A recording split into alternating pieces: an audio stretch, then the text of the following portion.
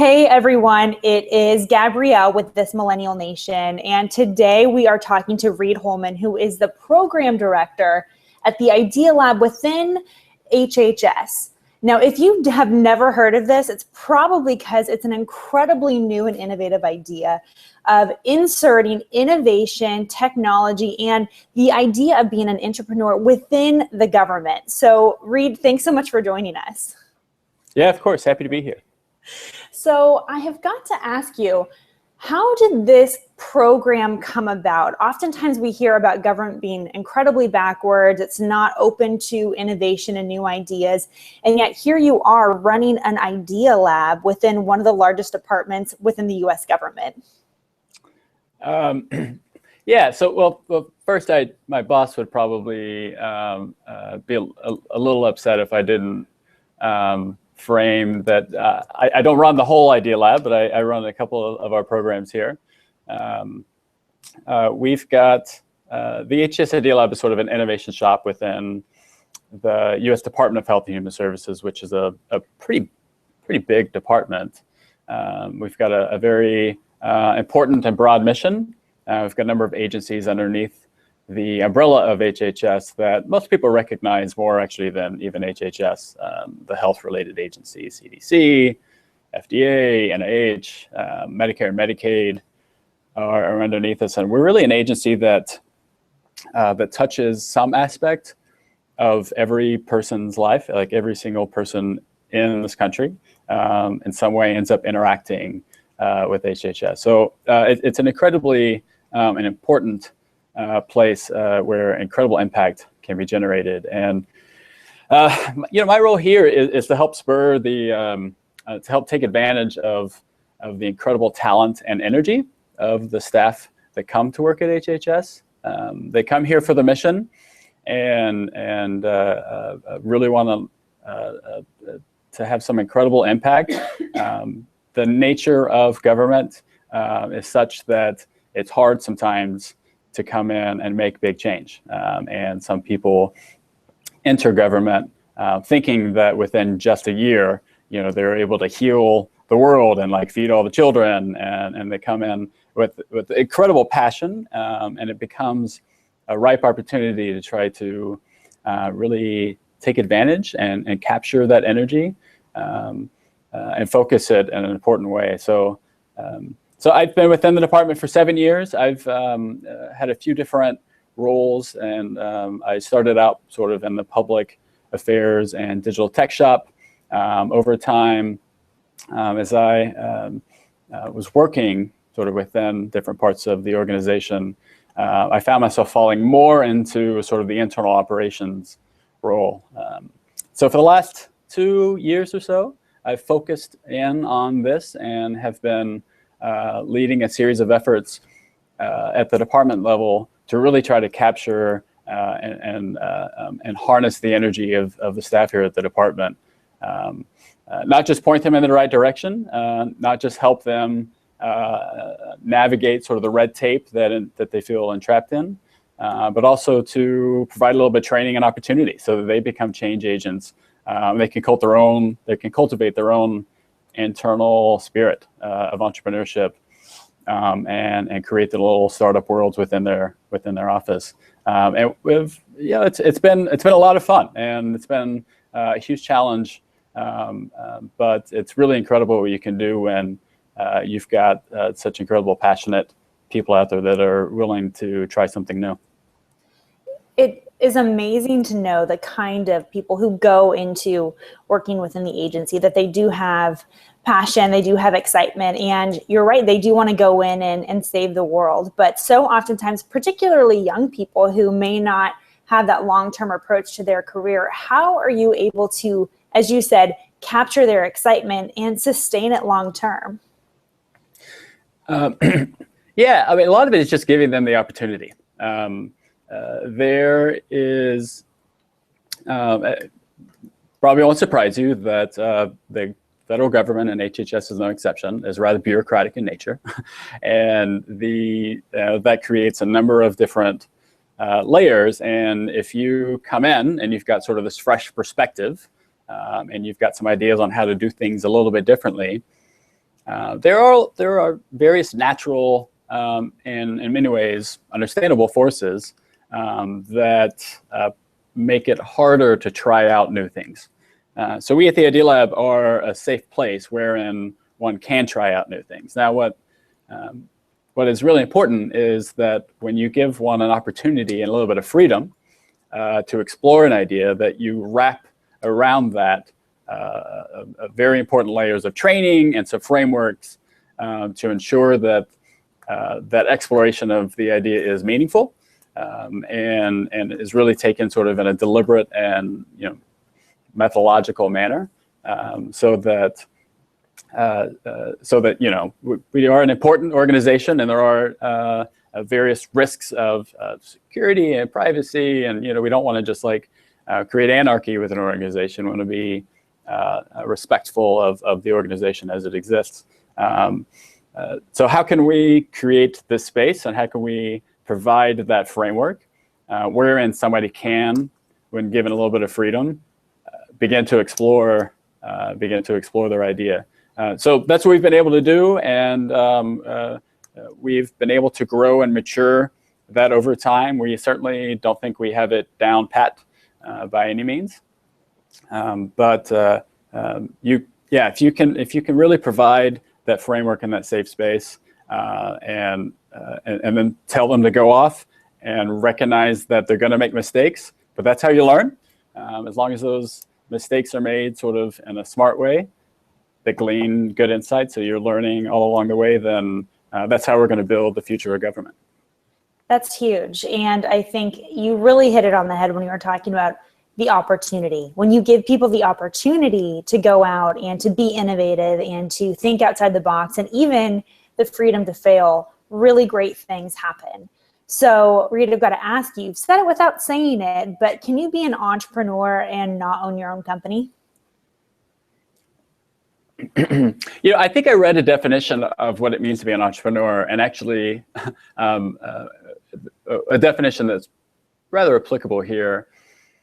And I'm going to paraphrase this, but the basic definition was an entrepreneur is one who can get something done with someone else's resources.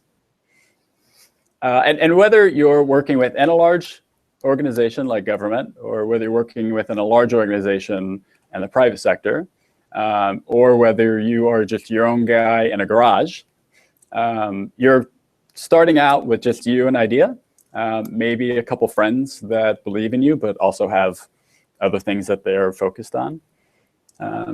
No entrepreneur starts off at the beginning of their entrepreneurial journey with $1 million and an infrastructure of support, right? So everybody begins on their own, and it then becomes a journey and a struggle and the art of being able to leverage your surroundings and really be resourceful with what is available to you, whether you know it or not. So what would you say about your own background has really prepared you to become an entrepreneur within your organization? So really like an entrepreneur. I mean, is this something that you kind of fell into, or is this something that you've always kind of had a knack for? Total accident. So I fell into this by an accident. I would probably agree with your latter statement as well. I guess I have a bit of a knack for it as well. But I have a background in biology undergrad. I was going to be a doctor at one point. I decided to pursue policy, and so I have a health policy graduate studies. And I moved to DC thinking I would do policy work. Accidentally fell into the world of communications because a friend of a friend picked up a phone and told me they needed a secretary at a desk for 4 days. And these various opportunities just sort of presented themselves. And I've tried to keep sort of both an open mind as well as just sort of an awareness, I guess, of the needs of the people that I was working with, and needs of the organization that I was ended up working in. So I've bounced around over the 7 years into 4 or 5, depending upon how you sort of define them, roles and responsibilities and jobs, and have no professional training in this whatsoever. I have, it's funny though, how that has allowed me to learn sort of through the experience, rather than in a classroom setting or off on a campus, sort of studying the hypothetical nature of innovation within large organizations.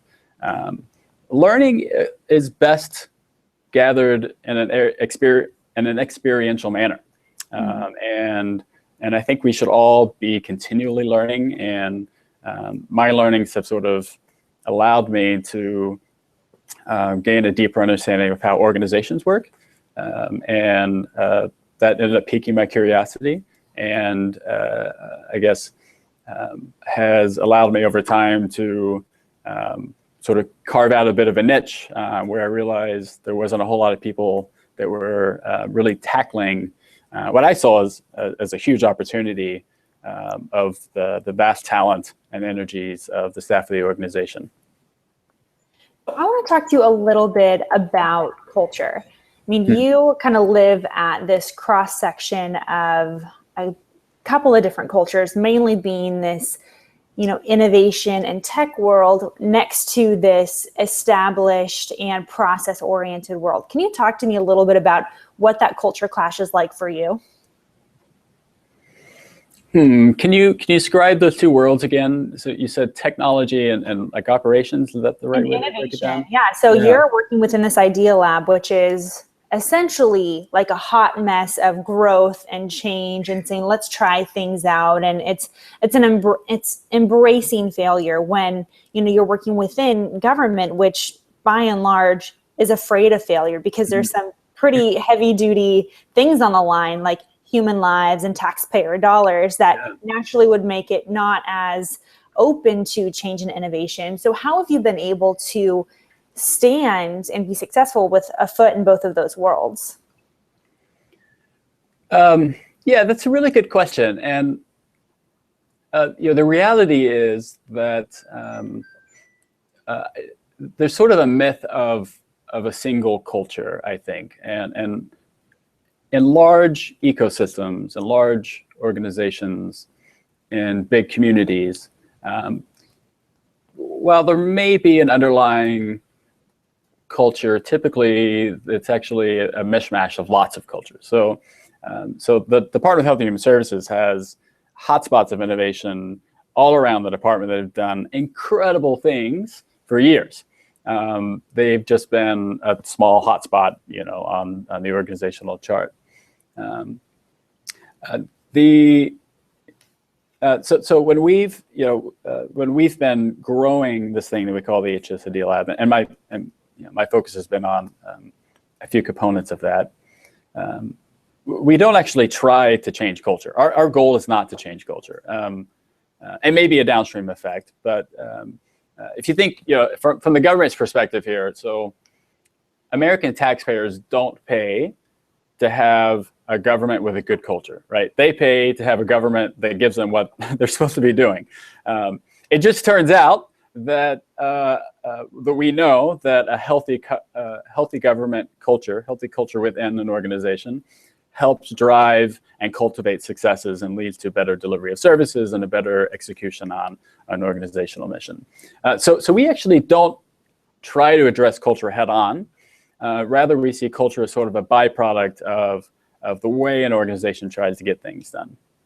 So if you look across HHS, for example, and we sort of, I'm going to try to draw a line here in the air, right? So that's a bell curve. Standard organizational or standard adoption curve within an organization or any community kind of follows this little bell curve. And on one end, you've got the innovators and the early adopters, and those are the people that are aligned, with your vision of the future and are just waiting to jump out at any opportunity. Those are the people that we reach out to first to really engage and to try to sort of to grow things along the way. Now, on the other end of this curve, there's going to be people that are I guess they're called laggards, sort of in the technical jargon. Those are people that they've got their way of working, and it's different than ours, but we're never going to convince them. So we don't really try to reach these people. So when you're looking at shifting the way that an organization works, you have to start at that front end of the people that are willing and ready and just eager to bite at the bit and jump in and help. And to carve out a portion of their time and to direct their energies sort of in a coordinated way towards a single North Star can garner both individual successes, like a project by project basis, so that you can have wins under your belt, as well as cultivate a bit of a community of people that identify with each other and can start to get a conversation going. So then over time, you can see that while cultivating this community, you start to then move that dot up just like a little bit further, right? And then you have a little bit larger community. And the conversation changes a little bit because you get slightly different people that are involved. But on a project by project basis, you continue to try to get some wins. And then over time, you can move yourself up a little bit further along the curve. So we're somewhere like in this world now. There is a significant portion of the department that frankly doesn't even know that the Idea Lab exists. I hope this conversation helps sort of share our story. But you have to, any movement, any entrepreneurial effort is really a conversation. And conversations have to start small. So we've started our conversation small with some real thought leaders and some really energetic people from across the department. And that conversation over time is growing, and we hope that over the years to come, we can continue to cultivate that conversation so that more and more people are involved. So the Idea Lab started 2 years ago, is that correct? Well, so there's a little bit of a fuzzy history. I would say the short answer is that the Idea Lab officially launched 2 years ago, but there's a little bit longer history of a pre-Idea Lab stage that certainly was foundational. So in those essentially 2 and some odd years out there, what would you say is the biggest lesson that the Idea Lab has learned when it comes to actually getting their ideas to come to life? I think there's a couple. One would be to start small, and there's a few reasons for that. And part of it is that you can't just go out and try to hit a grand slam every time.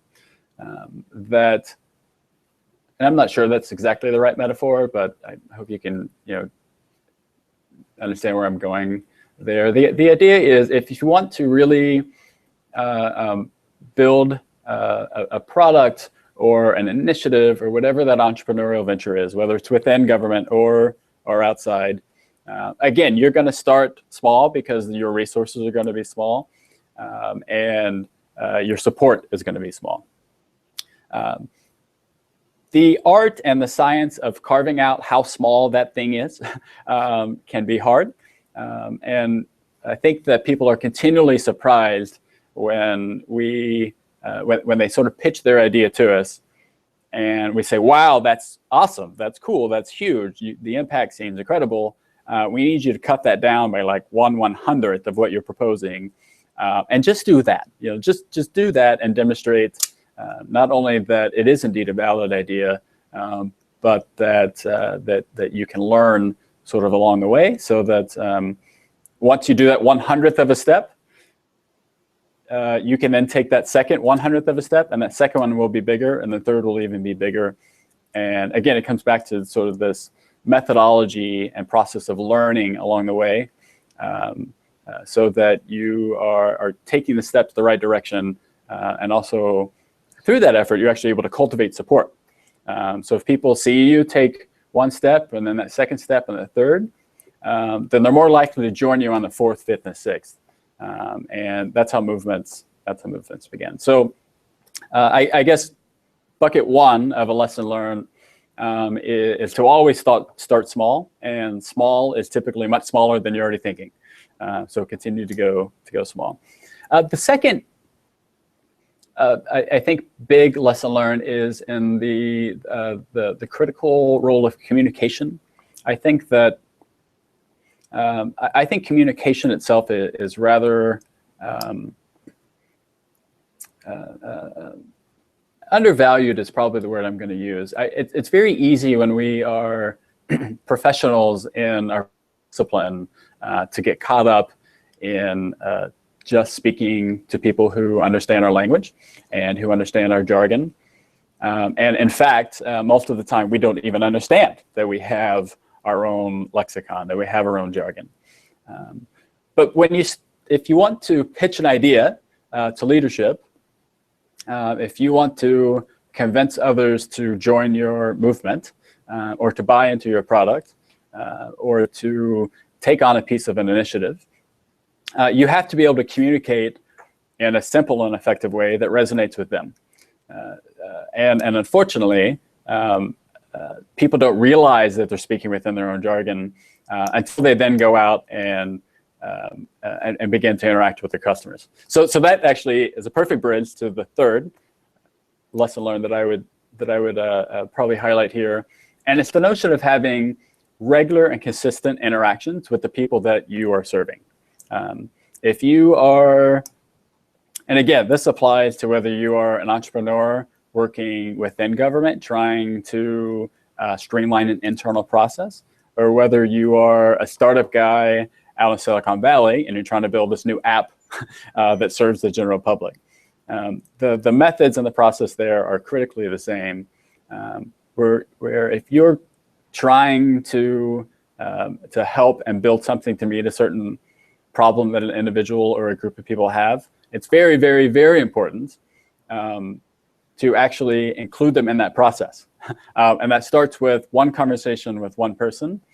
And then much like those steps that we spoke about earlier, that one conversation, one person turns into a second conversation with another. And you have to have them involved and bought into not just the product that you end up developing and wanting to sell or for them to use. But even before that, we make a lot of assumptions, especially here at the federal government level, that we understand other people's needs. And we actually often don't, because we are very far removed from the people that we end up actually trying to serve. And so breaking down those very simple walls between organization, between a product and a service and the people that it's supposed to be going to is hugely critical. And having a conversation with the people that you're serving creates the foundation for success all along the way. Awesome. So your 3 lessons are: start small, overly communicate, and know your customer. That's right. Yeah. The second one is probably more like communicate simply. Not so much too much, but just simply. That's awesome. Okay. So my next question, it's 2 parts actually. So okay. We often hear that we should run the government more like a business, right? And so my question for you is, what can you learn from the private sector that should be implemented in the public sector? And the second part of that is, what can the private sector learn from what you guys are doing in the public sector? Oh, interesting. I think, so I'm going to modify your framing of the question a little bit if I can. The government is a big organization. I think that there are lessons and principles to be taken from the private sector, but there's 2 components of the private sector. There's the for-profit, not-for-profit. So a lot of our stuff doesn't necessarily lend very well to the for-profit sector for obvious reasons, right? Like, the bottom line is not our ultimate goal here. Now, are there principles that we can adopt? Sure. But there's actually some really interesting pieces that we don't necessarily have to go into here of innovations that are happening in the social sector and the not-for-profit sector that I think equally apply here. So for maybe a future conversation, breaking out the private sector from the for-profit versus social nonprofit is sort of an interesting breakdown, because there's some insights that we could glean from each. But broadly, the way that the private sector operates is the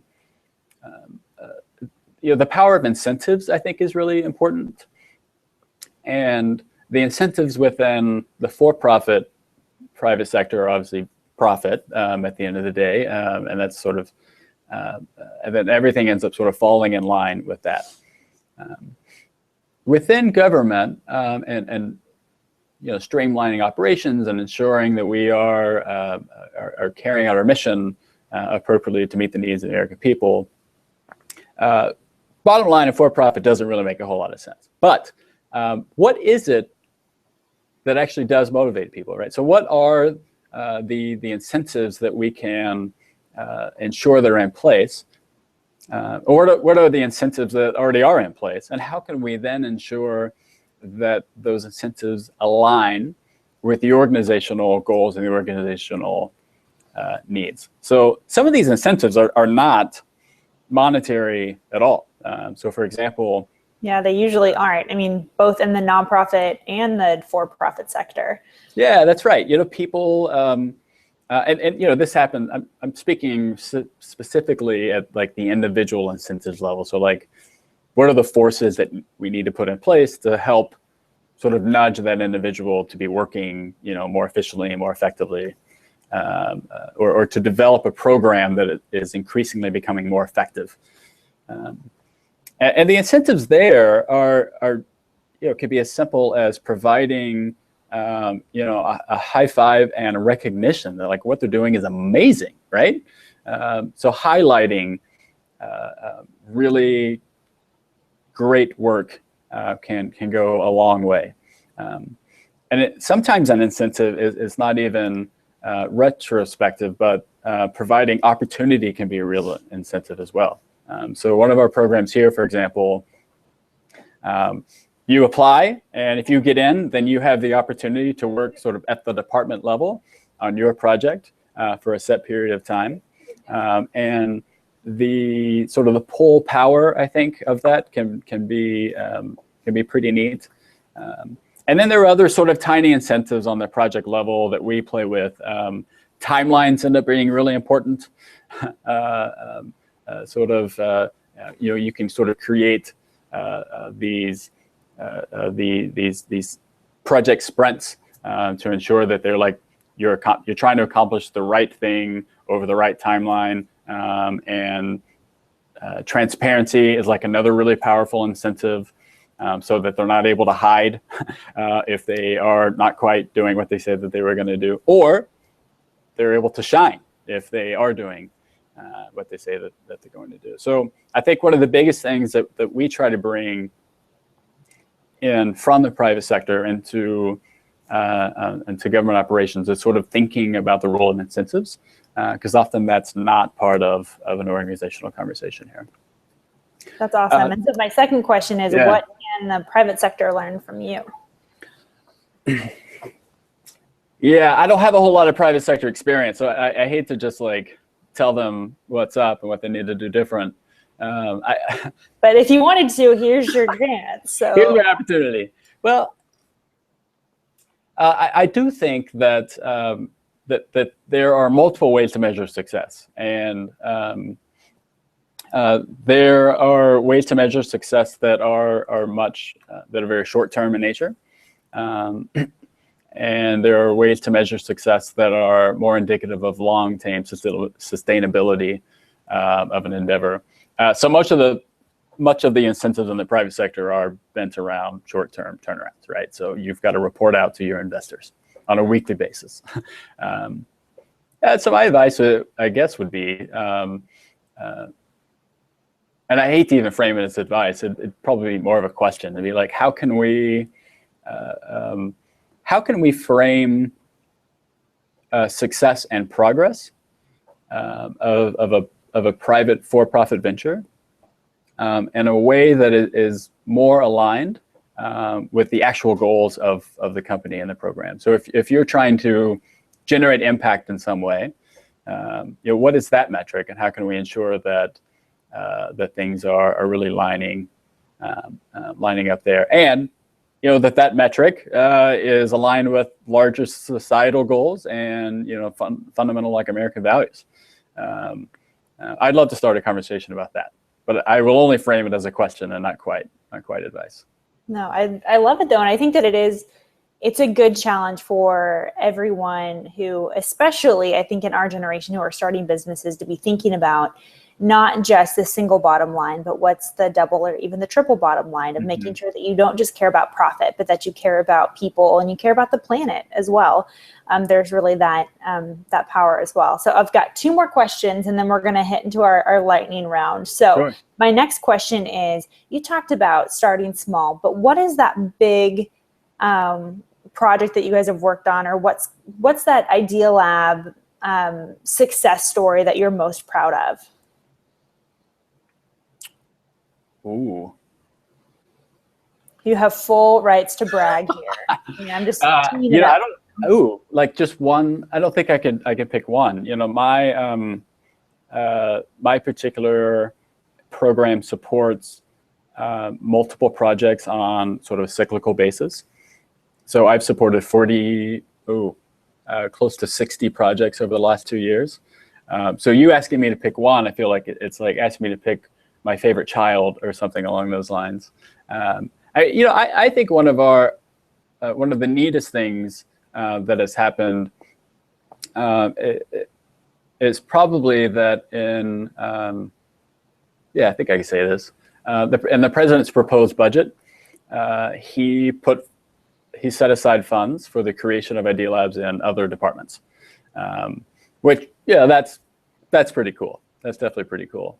We have been working very hard to cultivate a community of like-minded innovation leaders across the federal government, and have been, an Idea Lab at HHS works here because of how, because of the particular environment that it happens here. So we're not necessarily advocating that other departments and other agencies have our model, but we can start a conversation about how to take that first, that second, and that third step, so that you begin to grow yours there, and having it sort of that validating factor come down from the top is pretty neat to see. That is awesome. Well, congratulations. That was going to be one of my questions, but it wasn't my last question, about what other departments are also doing and whether or not they're taking your lead and installing a similar model, which is awesome. So my next question is, fast forward 20 years. The Idea Lab has been able to make some really profound movement in the last 2 years, but in 20 years, what is the government, or let's just say HHS, looking like when more ideas like this and more young people like you are in charge? Well, I tell you, in 20 years, it might be considered success if the HHS Idea Lab doesn't even exist, right? So we are a seed, and there are other seeds that are being planted, and they're starting to germinate and grow into plants, and I think that if we are but little change, if we are a small glimmer or a glimpse into sort of the future of the way government's going to be operating, then in 20 years, this is just the way government is operating. Now, what's probably going to happen is that somebody in the generation below us is going to create their own Idea Lab because they're looking at what we're doing and they're like, oh my gosh, all those old people, those millennials, they don't know what they're doing. And I can't wait to see what the heck they're going to come up with. That'll be pretty fascinating. So, I think that a really important part of this conversation is not just, we are such a transitional, generation, that my parents and grandparents obviously have lived most of their lives sort of without the highly connected technologies that we have to have conversations like this. The generation below us are like being born with these types of things.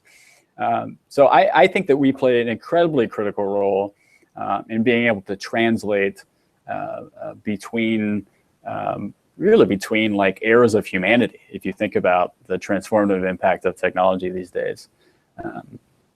So I don't know if I really answered your question there, but I just think it's such a fascinating time, and in 20 years, the next generation is going to be in our position, and it's going to be really important that we're actually looking to them for what the next level of the future. What does that really look like? They're going to be the ones to show us. That's awesome. And I agree with you. I hope that we do take an approach that has an open ear and an open mind to the next generation, because there's been many of us that have been the innovators in our own right. And we remember what it's like to go up that hill and kind of the battle that's been before us. And in a lot of differences, I'm trying to have people of older generations take us seriously and take our ideas seriously. So I agree. I hope that we really do look to the next generation as leaders in their own right. So Reed, we have come to the end of our official question and answer, but now we're going to go into the lightning round. So if you're ready, I know it's intense. A couple of questions that I ask all of my interviewees. So are you ready? I guess so. I don't think I have much of a choice, so let's dive in. Don't. Absolutely correct. All right. So first question is, what do you know now that you wish you would have known back then when you first started out with the Idea Lab? How little I actually know. Fair enough. And what do you mean by that? Oh, well, like, the more that I understand and dive into any particular topic area, the more I realize there is so much more that I don't know than what I actually do know. And I think that that's an important part of growth, just in general. But I can say that now I know that I know less of a percentage of like all of the knowledge out there. I'm much more aware of that now than I was 2 years ago. Fantastic. All right. Next question is, what is the best piece of business advice that you have ever received? To be polite, I think, and be genuine, and to build meaningful interactions with people that actually, I'm going to answer, I guess I'm building into a second piece of advice, that all systems are human systems, and thus all, any sort of growth and any sort of business venture involves humans. And so you have to be able to work with and build meaningful connections with other people. I love that. That's simple and yet really profound. And we don't think about that, especially in such a tech-driven world, that a lot of times I think we're just considering everything just being tech-driven, but really, you're right, it's all humans. Mm-hmm. Okay, next question. What books are you reading right now? Ooh, well, I'm between books. So I just finished a book called I'm rereading it, or reread it, called The 4-Hour Workweek by Tim Ferriss. Love it. Such a good book. Yeah, if fantastic. If you have not read it, go and get it and subscribe to his podcast. He's a genius. That's right. It's got a great blog as well. I think that I'm about a quarter of the way through Les Miserables. That one's probably going to take me a while. It's a bit of a slog. And the next book on my list is called, I think it's called The Circle. I think it's called The Circle. And it's a near future sci-fi about a big tech company that starts to take over the world. That's about all I know about it, but I'm pretty excited. Who knows how much fiction that is and how much of that is, happening right around us. Exactly right. That's awesome. Very cool. All right. So last question. It's a little weird, but it's my favorite to ask. So Reed, if the 12-year-old version of you were to meet you today and figure out what it is that you do for a living, what would he think about what you do? He would be wildly confused, I think. When I was 12, I didn't know anything about the world. I think most 12-year-olds are probably like that. They think that there are only 3 professions in life, maybe 4: doctor, lawyer, teacher, fireman. Yeah, that's like really it. So optional astronaut, I don't really know. Is that a career? Astronaut, if you're like really paying attention. So the notion that one, entrepreneurship is a category of employment, I think would be very new. And 2, that you can do that within the federal government. I don't think that I would, at 12 years old, would even know what that meant. Very cool. I don't think the 12-year-old version of me would have known either. But Reed Holman, thank you so much for taking some time to talk about your work with the Idea Lab, the innovation that's happening within HHS, and then giving us a really exciting picture of what the future is going to look like as more innovation is starting to take place across the government sector. So thank you. Absolutely. It's my pleasure. Great talking with you. Have a good one. You too.